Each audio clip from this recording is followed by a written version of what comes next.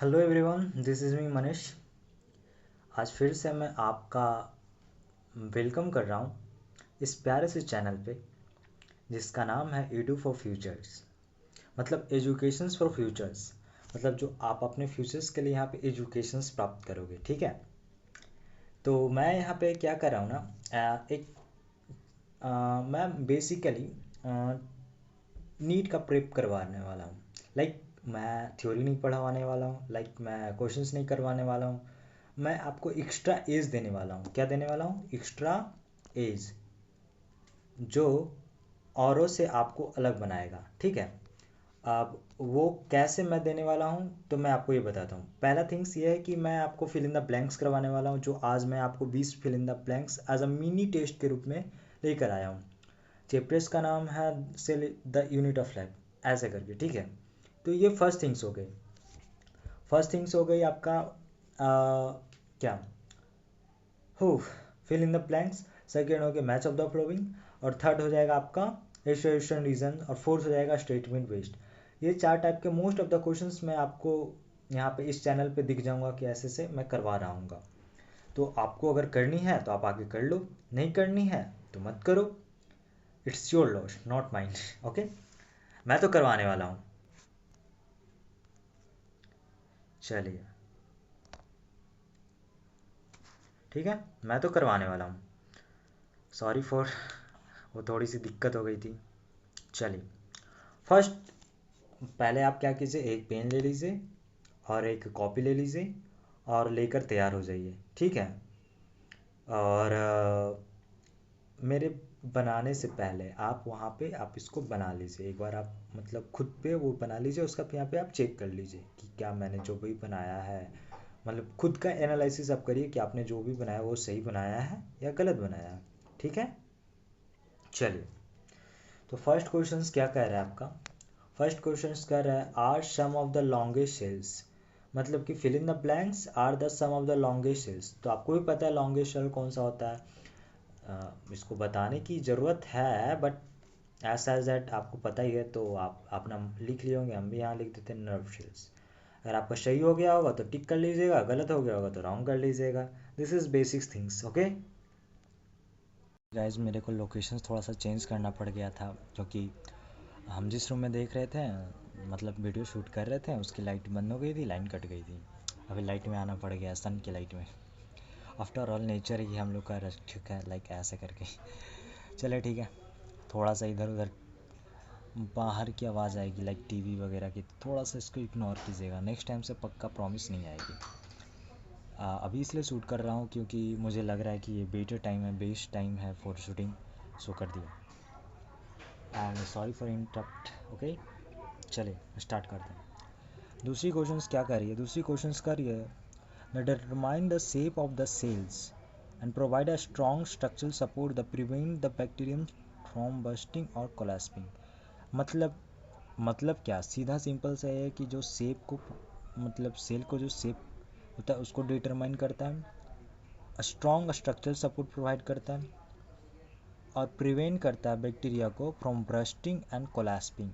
ठीक है, तो वो कौन सा शेप होता है? दो चीज़ हो सकती है, या तो सेल मेम्ब्रेन हो सकती है या तो सेल वॉल हो सकती है। लेकिन सेल मेम्ब्रेन का काम नहीं होता है आपका बैक्टीरिया को ब्रस्ट और कोलेप्सिंग से बचाना, इसलिए इसका आंसर हो जाएगा सेल वॉल। इसको क्या लिख देंगे? वहाँ पे नहीं चल रहा है तो यहाँ पे लिख दे रहे हैं सेल वॉल। चलिए नेक्स्ट क्वेश्चन पे चलते हैं। नेक्स्ट क्वेश्चन आपका क्या कह रहा है? नेक्स्ट क्वेश्चन कह रहा है इन सम प्रोक्यूट्स लाइक, एक second, in some prokaryotes like cyanobacteria there are other membranous extension into the cytoplasm which contains pigments. दो टाइप का वो एक्सटेंशन हो जाता है। एक सेकेंड, हाँ, दो टाइप का एक्सटेंशन हो जाता है। एक होता है आपका कौन सा, मेसोसोम्स, एक होता है क्रोमेटोफोर। तो यहाँ पे आप देख ही रहेंगे, यहाँ पे पिगमेंट का बात हो गया है, तो इसके वजह से यहाँ पे मेसोसोम तो होगा नहीं, यहाँ पे क्रोमेटोफोर हो जाएगा। तो इसका आंसर क्या हो जाएगा? क्रोमेटोफोर। एक सेकेंड, ठीक है, इसका आंसर ये हो जाएगा। आपका अगर सही हो गया होगा तो टिक कीजिएगा, अदरवाइज़ गलत हुआ होगा तो आप इसको सीख लीजिए, और क्या। ठीक है, चलिए नेक्स्ट पे चलते हैं। नेक्स्ट कह रहा है several ribosome may attach to a single mRNA from a chain called, मतलब क्या होता है ना इसमें कि मतलब एक आपके mRNA का चेन रहता है, उस पर इधर इधर इधर इधर इधर इधर ऐसे ऐसे करके मतलब आपके राइबोसोम्स अटैच्ड होते हैं, तो उसको क्या कहते हैं? तो बहुत सारे अटैच्ड हैं। ए भाई तू वहीं रहा। हाँ, बहुत सारे यहाँ पे अटैच दिख रहे हैं आपको। जब अटैच दिख रहे हैं तो बहुत सारे को क्या कहते हैं हम लोग? पता भी आपको होगा कि बहुत सारे को हम लोग कहते हैं पॉली, ठीक है। और यहाँ पे क्या है? जोम्स है। ये कोई मतलब आप ये कर सकते हैं ना, लाइक ये कोई मतलब वैलिड रीज़न नहीं है इसका पॉलीजम्स होने का। ये वो आपको थ्योरी पता है क्यों है पॉलीजम्स, मैं जस्ट बता रहा हूँ आपको याद करने की एक छोटी सी अपनी शब्दों से खेला गया एक ट्रिक, और कुछ नहीं। सॉरी। ठीक है, चलिए नेक्स्ट क्वेश्चन कह रहा है in human beings the membrane of the erythrocyte, erythrocyte किसे कहा जाता है? आरबीसी को, ठीक है। उसमें क्या रहा है कि अप्रोक्सीमेटली क्या क्या प्रेजेंट रहता है? प्रोटीन प्रेजेंट होता है, लिपिड प्रेजेंट होता है, कोलेस्ट्रॉल प्रेजेंट होता है, ये सब तो प्रेजेंट होता ही है। लेकिन मतलब वो अदर्स में आ जाते हैं, ठीक है। वो क्या में आ जाते हैं? वो अदर्स में आ जाते हैं। तो आपको भी पता है कि मतलब हम लोग का जो बॉडी होता है वो मोस्टली प्रोटीन से ज़्यादा बना हुआ रहता है और लिपिड से कम बना रहता है। इसलिए बोला जाता है ना, बॉडी बिल्डिंग करना है तो प्रोटीन शेक पियो, प्रोटीन खाओ। क्यों? क्योंकि प्रोटीन से मोस्टली थिंग्स हमारे अंदर बिल्डअप हुए रखते हैं, ठीक है। तो उसी की तरह से मैं भी इसको कॉमन सेंस लगा ले सकता हूँ। तो आरबीसी हैं तो आरबीसी में प्रोटीन भी ज़्यादा होंगे। तो यहाँ पे दो डाटा आता है, एक होता है 52%, एक होता है 40%। तो जैसे कि मैंने आपको बताया था कि मतलब प्रोटीन होते हैं वो ज़्यादा होते हैं, इसलिए यहाँ पे जो आपका आंसर हो जाएगा फर्स्ट ए की जगह पे वो क्या हो जाएगा? ये क्या हो जाएगा? 51 सेकेंड चल नहीं रहा, 52% हो जाएंगे। वहाँ पे छोड़ो, लिखते ही नहीं मैं। 52% हो जाएंगे और नीचे वाले पे हो जाएंगे 40%, ठीक है। ए ये हो गया, बी ये हो गया। चलिए नेक्स्ट क्वेश्चन पे चलते हैं बिना देरी किए, बिना टाइम पास किए हुए। अगला क्वेश्चन कह रहा है कि many molecules can move briefly across the membrane without any requirement of energy. जिसमें एनर्जी नहीं रिक्वायर होता वो पैसिव हो जाता है। और वो जो भी मतलब या तो प्रोसेस कर लो या तो ट्रांसपोर्ट कर लो, दो चीज़ यहाँ पे हो सकते हैं। तो इसका आंसर क्या हो जाएगा आपका? पैसिव प्रोसेस, ठीक है। थोड़ा सा राइटिंग उतना भी गंदा नहीं है, चल सकता है, दिख सकता है, ठीक है। मुझे पता है आप लोग सोच रहे हैं कितना गंदा राइटिंग है, नहीं उतना भी गंदा नहीं, चल जाएगा। चलिए नेक्स्ट ये क्वेश्चंस तो हो गया और नेक्स्ट क्वेश्चंस पे चलते हैं। नेक्स्ट क्वेश्चंस क्या कर रहा है? The smooth endoplasmic reticulum is the major site for synthesis of. देखिए पहले तो उसको रेज कर लेता हूँ। हाँ देखिए, ईआर क्या करता है? दो चीज़ वो करता है, एक तो स्मूथ करता है, एक तो रफ करता है, ठीक है। तो यहाँ पे आपके क्वेश्चंस में क्या पूछ रखा है? स्मूथ। स्मूथ क्या काम करता है? लाइक लिपिड का जितने भी सिंथेसिस होता है ना, तो वो कौन करता है? तो स्मूथ वाले करते हैं। तो इसका आंसर हो जाएगा आपका लिपिड। क्या हो जाएगा आंसर इसका? आपका लिपिड, ठीक है। चलिए नेक्स्ट क्वेश्चन पे चलते हैं बिना देरी किए हुए। अगला क्वेश्चन कह रहा है आपका कि हाइड्रोलाइटिक एंजाइम ऑप्टिकली एक्टिव। तो मतलब आप एनसीईआरटी बुक में देखिएगा, आपने पढ़ रखा होगा, एज ए टेस्ट के रूप में आप दे रहे हो तो आपने पढ़ रखा होगा कि जो मतलब हाइड्रोलाइटिक एंजाइम होती है ना, वो आपके एसिडिक,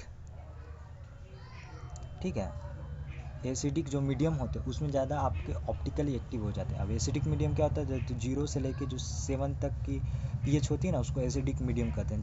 लाइक आप अपना वो क्या कर सकते हैं, जूस वगैरह पीते होंगे तो वो भी एसिडिक ही मीडियम में पाए जाते हैं, ठीक है। चलिए वो नन ऑफ द थिंग्स मतलब none of the respective topics के बारे में मैं बात कर रहा हूँ, उसके लिए सॉरी। चलिए नेक्स्ट क्वेश्चन पे चलते हैं। नेक्स्ट क्वेश्चन क्या कर रहा है? नेक्स्ट क्वेश्चन कर रहा है the vacuole is bound by single membrane. आपने पढ़ रखा होगा तो इसका आंसर हो जाएगा क्या? टोनोप्लास्ट। टोनोप्लास्ट, ठीक है। जो क्या काम करता है? मेनली स्टोर करता है वेस्ट को। और भी बहुत सारे काम से शेप देना, प्लांट सेल को वगैरह वगैरह। आप एनसीईआरटी पढ़ रहे होंगे, आपको पता होगा। नहीं पढ़े होंगे, कुछ नहीं मालूम। चलिए नेक्स्ट क्वेश्चन क्या रहेगा? नेक्स्ट क्वेश्चन क्या कर रहा है? The mitochondria divided by. ये तो सिंपल है, ये जो चीज़ से डिवाइड करता है ना, उससे ही क्लोरोप्लास्ट, उससे ही बैक्टीरिया डिवाइड कर जाता है। तो अब क्लोरोप्लास्ट किससे होता है, बैक्टीरिया किससे होता है, तो आपको पता होगा, अगर आपने पढ़ रखा होगा। उसका नाम है फ्यूजन। अब फ्यूज़न मत समझिएगा, फिजन। फिजन मतलब ब्रेक होता है, फ्यूज़न मतलब ऐड होता है, ध्यान में रखना है, गलत हो सकते हैं। आपके स्टेटमेंट वाले क्वेश्चंस बन जाएंगे, the mitochondria divided by fusion, आप उसको सही मार के आगे बढ़ जाइएगा, और फिर आपको गलत हो जाएगा, 4 नंबर गया, जा बाय बाय टाटा। चले, नेक्स्ट क्वेश्चंस क्या कह रहा है, नेक्स्ट क्वेश्चंस कह रहा है एमाइलोप्लास्ट स्टोर क्या करता है। देखो ऐसे तो एनसीईआरटी बुक में आपने पढ़ रखा होगा एमाइलोप्लास्ट क्या स्टोर करता है क्या नहीं करता है, लेकिन मैं आपको फिर से बता देता हूँ कि मतलब इलायोप्लास्ट होता है वो, मतलब एलियोप्लास्ट होता है वो प्रोटीन करता है, इलायोप्लास्ट करता है फैट करता है, एमाइलोप्लास्ट हो गया तो कार्बोहाइड्रेट करता है। तो इसका क्या आंसर हो जाएगा, कार्बोहाइड्रेट। सही होगा तो टिक कीजिए, गलत होगा तो रॉन्ग कीजिए और आगे बढ़िए। चलिए, नेक्स्ट क्वेश्चन क्या कर रहा है, नेक्स्ट क्वेश्चन कर रहा है like mitochondria the chloroplast also organelles, मतलब कि माइटोकॉन्ड्रिया की तरह क्लोरोप्लास्ट किसका ऑर्गेनेल हो सकता है, या तो प्लांट सेल का हो सकता है या तो एनिमल सेल का हो सकता है। एनिमल सेल का हो सकता है नहीं ना, क्योंकि एनिमल सेल में क्या होता है, क्लोरोप्लास्ट की तो कोई यूज़ ही नहीं है, तो प्लांट सेल होगा। और प्लांट सेल क्या होता है, यूकैरियोट या प्रोकैरियोट, बताओ, दिमाग में आया कुछ, हेलो, नहीं आया। यूकैरियोट होता है, हाँ यूकैरियोट होता है। अब बताओ मेरे को माइटोकॉन्ड्रिया क्या होता है, सॉरी एक सेकेंड चल नहीं रहा, हाँ माइटोकॉन्ड्रिया का होता है डबल मेम्ब्रेन होते हैं, तो यहाँ पे क्लोरोप्लास्ट भी क्या हो जाएंगे, डबल मेम्ब्रेन हो जाएंगे। तो इसका आंसर क्या हो जाएगा, इसका आंसर हो जाएगा, एक सेकेंड पहले इरेज कर लूँ, थोड़ा इधर उधर का स्पेस बना लेता हूँ ना। इसका आंसर क्या हो जाएगा, double membrane, double membrane organelles. अब आप सोच रहे होंगे ना ये यहाँ पे आंसर इसका यूकैरियोट्स क्यों नहीं होगा, क्योंकि लास्ट में देखिए ऑर्गेनेलीज लिखा हुआ है, तो यहाँ पे बात कर रहा है ऑर्गेनेलीज का, इसके बारे में हम ये सोचेंगे कि ऑर्गेनेलीज के बारे में यहाँ पे बात हो रहा है। और ऑर्गेनेलीज कौन कौन से होते हैं, एक सिंगल मेम्ब्रेन एक डबल मेम्ब्रेन, या फिर जिसके पास होता ही नहीं लाइक सेंट्रोजोम्स, या फिर वो क्या क्या है आपके राइबोसोम्स वगैरह, ये सब जिसके पास होते ही नहीं है। और प्रोकैरियोट्स में चल जाओ तो फिर हैं इंक्लूजन बॉडीज़ वगैरह, ठीक है। चलिए नेक्स्ट क्वेश्चन की ओर तरफ चलते हैं। तो नेक्स्ट क्वेश्चन कह रहा है the core of cilia and flagella किस चीज़ से बना होता है, आपने पढ़ रखा होगा, तो इसका आंसर हो जाएगा क्या, आपको मालूम होगा, इसका आंसर हो जाएगा एक्सोनिम्स। क्या हो जाएगा, एक्सोनिम्स। थोड़ा सा आई प्रॉब्लम हो रही, चलो कोई बात नहीं। और नेक्स्ट क्वेश्चन की तरफ बढ़ते हैं। नेक्स्ट क्वेश्चन क्या है, नेक्स्ट क्वेश्चन है the material of the nucleus stain by the basic dye was given the name by Flemming. कौन सा मटेरियल है जो न्यूक्लियस के अंदर में रहता है उसको स्टेन करते हैं, किस चीज़ से, बेसिक डाई से, तो क्या है वो, बताओ बताओ, सोचो सोचो, वो हो जाएगा क्रोमेटिन। क्या हो जाएगा, क्रोमेटिन, ठीक है। आपने पढ़ रखा होगा तो आपको मालूम होगा, नहीं पढ़ रखा होगा तो ऑफकोर्स नहीं मालूम होगा। चलिए नेक्स्ट क्वेश्चन की तरफ बढ़ते हैं। नेक्स्ट क्वेश्चन कह रहा है the chromosome has centromere slightly away from the middle of the chromosomes, मतलब कि क्रोमोसोम से थोड़ा सा स्लाइटली अवे है मिडिल से। आपने पढ़ रखा होगा मेटासेंट्रिक, सब मेटासेंट्रिक, एक्रोसेंट्रिक, टेलोसेंट्रिक, ऐसे करके। अगर आपको ध्यान में होगा तो जो मिडिल में प्रेजेंट होते हैं उसको मेटासेंट्रिक कहते हैं, जो मिडिल से थोड़ा सा अलग होते हैं, थोड़ा सा अवे होते हैं, वो सब मेटासेंट्रिक कहते थे। इसका आंसर हो जाएगा सब मेटासेंट्रिक। क्या होगा आंसर, सब मेटासेंट्रिक, सब मेटासेंट्रिक। चलिए नेक्स्ट क्वेश्चन की तरफ बढ़ते हैं। नेक्स्ट क्वेश्चन क्या कर रहा है, नेक्स्ट क्वेश्चन कर रहा है the contains nucleus and chromatin. अब ध्यान में आपको होगा, इसका दो आंसर आपको दिमाग में आएगा, एक तो आएगा न्यूक्लियस, एक आएगा न्यूक्लियोप्लाज्म। तो यहाँ पे क्या कर रहा है न्यूक्लियल, यहाँ पे क्या कर रहा है, न्यूक्लियस के अंदर में क्या होता है, न्यूक्लियोप्लाज्म होता है, और न्यूक्लियोप्लाज्म के अंदर में न्यूक्लियस और क्रोमेटिन तैरते रहते हैं, फ्लोट करते रहते हैं। तो इसका बेस्ट ऑप्शन क्या हो जाएगा, न्यूक्लियस नहीं होगा, न्यूक्लियोप्लाज्म होगा। Best option, most correct option खोजना है ना, जो आंसर सही होंगे हमारे इसके लिए। भाई तू जा यार। चलो नेक्स्ट क्वेश्चन की तरफ बढ़ते हैं। The lipid component of the membrane mainly consist of, मतलब पूछ रहा है कि जो लिपिड कंपोनेंट है वो मेनली कौन से लिपिड से बने रहते हैं। आपने पढ़ रखा होगा मेम्ब्रेन की, लाइक एनसीईआरटी में पढ़ा होगा आपने, तो आपको महसूस हुआ होगा, महसूस क्या होगा, आपको पता होगा कि फॉस्फोलिपिड ऐसे करके दे रखे हैं एनसीईआरटी में। ठीक है, तो इसका आंसर हो जाएगा फॉस्फोलिपिड। थोड़ी गर्मी है, कोई बात नहीं। नेक्स्ट क्वेश्चन क्या है? नेक्स्ट क्वेश्चन कह रहा है the middle lamella is a layer mainly composed of. आपको पता होगा मिडिल लेमला किस चीज़ से बने होते हैं? पता है? नहीं पता है? पढ़ो पढ़ो भाई। Calcium pectate. अब कंफ्यूजन होता है कैल्शियम कार्बोनेट और कैल्शियम पेक्टेट में, तो ध्यान में रखना पेक्टेट है, कार्बोनेट नहीं। कार्बोनेट का फॉर्मूला होता है CO3, वो नहीं है। ठीक है, वो नहीं है, पेक्टेट है। चलिए नेक्स्ट क्वेश्चन की तरफ बढ़ते हैं। पहला इसको मैं हटा ही देता हूँ, आप भी जाओ। चलो नेक्स्ट क्वेश्चन है द ए भाई चल जा, नहीं चलेगा। The amoeba is important for excretions. In amoeba the कौन सा ऐसा चीज़ है जो इम्पॉर्टेंट है एक्सक्रेशंस के लिए? आपने पढ़ रखा होगा वेक्यूल्स वगैरह के बारे में, पढ़ा है? नहीं पढ़ा है? पढ़ना चाहिए ना। तो अमीबा में कौन सा वैक्यूल्स पाया जाता है? कॉन्ट्रैक्टाइल्स वैक्यूल्स।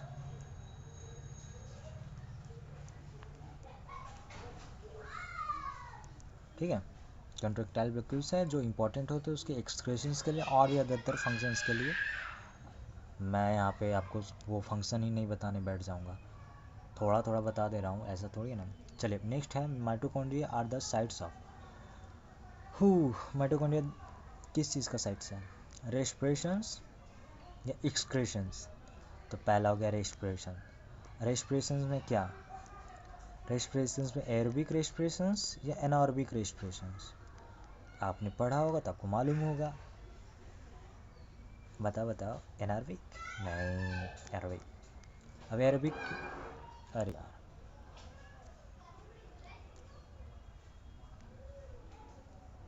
सॉरी। अब एरोबिक क्यों? क्योंकि आपके माइटोकॉन्ड्रिया में O2 पाया जाता है, O2 में ही आपका एरोबिक रेस्पिरेशंस होता है, इसलिए इसका आंसर हो जाएगा, कौन सा हो जाएगा बच्चा? बताओ बताओ। इसका हो जाएगा एरोबिक रेस्पिरेशन। ठीक है, आर यू हैप्पी? चलिए तो आपका ये 20 क्वेश्चंस का मिनी टेस्ट 15 से 20 मिनट में ख़त्म हो गया। आप लोग प्लीज़ बताइए, प्लीज़ बताइएगा, प्लीज़ नहीं प्लीज़ बताइएगा कि कितने आए। 16, 17, 18, 19, 20। कट ऑफ आपका 20 में 17 जाता है, और 17 से एवं है तो आप ठीक है, आपका प्रिपरेशन चल रहा है। लाइक आपका टेस्ट में अगर आप 17 से 20 ला रहे हैं, 20 में 17 ला रहे हैं, तो आपका ये जो मतलब क्या कर सकते हैं, आपका प्रेप है वो बढ़िया चल रहा है। तो इसी तरह से मैं आपके सामने बहुत सारे लेक्चर्स लेके आऊँगा, बहुत सारे ऐसे फिल इन द ब्लैंक्स लेके आऊँगा, बहुत सारे ऐसे मैच ऑफ द फ्लोइंग लेके आऊँगा। स्टे ट्यून विथ अस और अपना प्यार दिखाइए मुझे। चैनल को सब्सक्राइब मत कीजिए, कर ही लीजिए। ठीक है, और शेयर ज़रूर कीजिए अपने फ्रेंड्स के साथ, ताकि वो भी एक टेस्ट दें, उनको एक्स्ट्रा एज मिले, वो अपने नीट प्रेप में अच्छा कर सकें। Thank you, bye. Sorry guys, मैं आप लोगों से क्षमा मांगता हूँ कि मैं वो वीडियो के साथ साथ मैं टेलीग्राम के जो भी ग्रुप्स हैं एंड चैनल्स हैं एंड बोर्ड्स हैं, मैं उसके बारे में आपको कुछ नहीं बता सका। उसके लिए मैं सॉरी बोल रहा हूँ। ये अपना एक चैनल्स है BSc nursing exam questions bank करके ऐसे करके आप इसमें ज्वाइन हो सकते हैं। एक BCEC क्यूज़ करके एक बोट है, आप इसमें आके यूज़ कर सकते हैं। लाइक फिर ये है यूडो फॉर फ्यूचर्स, ये मेन ग्रुप है, इसमें आप ज्वाइन कीजिए। इसमें आप आपको वीडियो का लिंक मिल जाएगा, बोर्ड का लिंक्स मिल जाएगा, और इसमें भी बहुत सारे चीज़ टेक्निक्स वगैरह वगैरह देख सकते हैं, जैसे कि how to crack AIIMS NEET, like ऐसे ऐसे करके आपको बताया जाएगा। और ये है आपका एक बोट है जिसमें आपका पर्सनल क्वेरी हो सकता है, पर्सनल फीडबैक कुछ देना हो सकता है, तो आप इस बोट में आके कर सकते हैं। और ये सारे भी जितने भी ग्रुप है उसका जो लिंक है वो डिस्क्रिप्शन बॉक्स में मिल जाएगा, वहाँ से आप प्राप्त कर सकते हैं। और आप एडू फॉर फ्यूचर मेन जो ग्रुप है उसमें भी आपको यहाँ पे मिल जाएगा। Thank you.